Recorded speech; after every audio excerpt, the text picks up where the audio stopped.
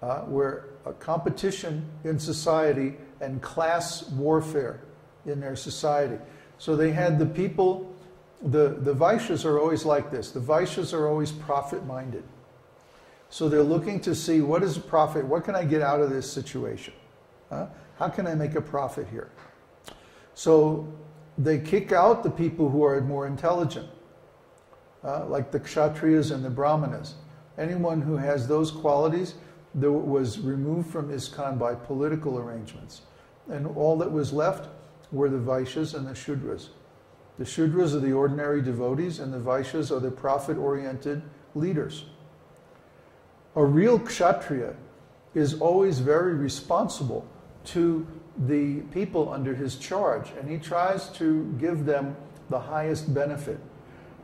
There are hardly any real Kshatriyas in the world today, because they have to be trained.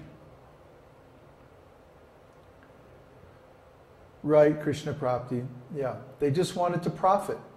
They wanted profit. Profit, adoration, and distinction. Those terms are very accurate. So they wanted that, and they saw, well, if we get rid of these other people who are, teaching religious principles and all that, by example, the people who are actually self-realized or who are actually advanced, then we won't have any competition for the power that we want. And so they did that. They were affected by the mode of passion and ignorance. That's Vaishya. Yeah, oh, where did you hear that, Florian? First deserve, then desire. Well, Prabhupada said it actually. Yeah. What does that mean, to deserve? To deserve means that I actually have Krishna consciousness. That's the most important thing, that Krishna accepts our service. And believe me, you'll know when Krishna accepts your service, because he'll appear before you and thank you. So when that happens, then you're qualified to be a guru. Until that happens, don't even think about it, because it wouldn't be right. All you'll do is attract people who are like-minded, and you will cover them over with your qualities. They mistook external religious qualities for transcendental qualities. They had a little bit of mode of goodness, and they mistook that for transcendental. Actually, Prabhupada said at the end of his life, he said, actually, I have cheated you. I portrayed devotional service as being something very easy, something simple that anybody could do, but actually it's very difficult. And only the most intelligent can achieve success in it. This is one of the unknown sayings of Srila Prabhupada. They publish the ones that make them look good, but they don't publish the ones that are more esoteric. So, yeah, Srila Prabhupada said that he tricked us. He made it seem easy. Oh, just chant this mantra. Hare Krishna, Hare Krishna. But actually, it's very, very deep, very difficult. If you read any of our materials, our ontological analysis of the Vedic scriptures, especially Srimad Bhagavatam and Nectar of Devotion, oh man, and this is Einstein level stuff. You have to be a genius practically to understand it. And that's the Vedas. Yeah, he gave benediction and he started them on the road. Yes, Prabhupada's real aim, he said, first the class, then the mass. His strategy was to get the books into the universities and have them used in university courses. That was his real aim. People thought that Prabhupada was here to establish a mass movement, but actually no. No.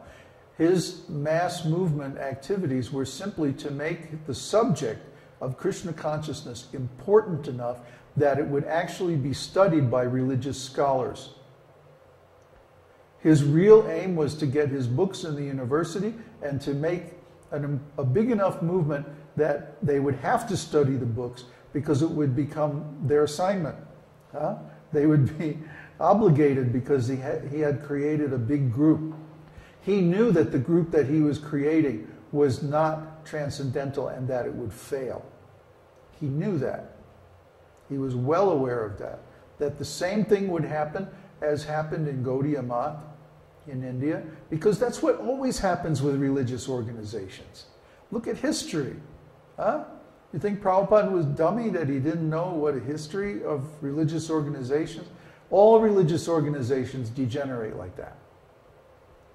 Only Upanishadic esoteric schools don't degenerate, because there is always a personal relationship between the student and the master. Yes, yeah, Prabhupada is Trikalagnya. He knows everything. He understood exactly what he was doing. He understood exactly what would happen in the future. And he was doing it, why? To satisfy the desire of Lord Chaitanya. You might ask, well, if he knew that ISKCON was going to fail, well, why did he bother? You know, why didn't he just keep a few close disciples and go off in the woods somewhere and teach them, bring them to full realization? And the answer is, that would have helped that handful of people, but it wouldn't have helped the people all over the world. Right. Right. Prabhupada's place in history is that he made the words of Lord Chaitanya come true. That my name will be chanted in every town and village in the world. There's no place in the world where Hare Krishna is unknown now. Whereas in 1965, only in India was it known. Or maybe in a very, very few scholarly places.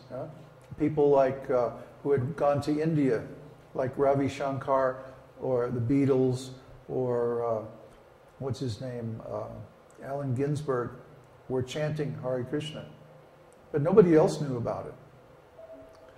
Meanwhile, well, this is only the beginning. This is only the seed. It's just like if you want to propagate a plant, okay, you get some seeds and you just throw them everywhere.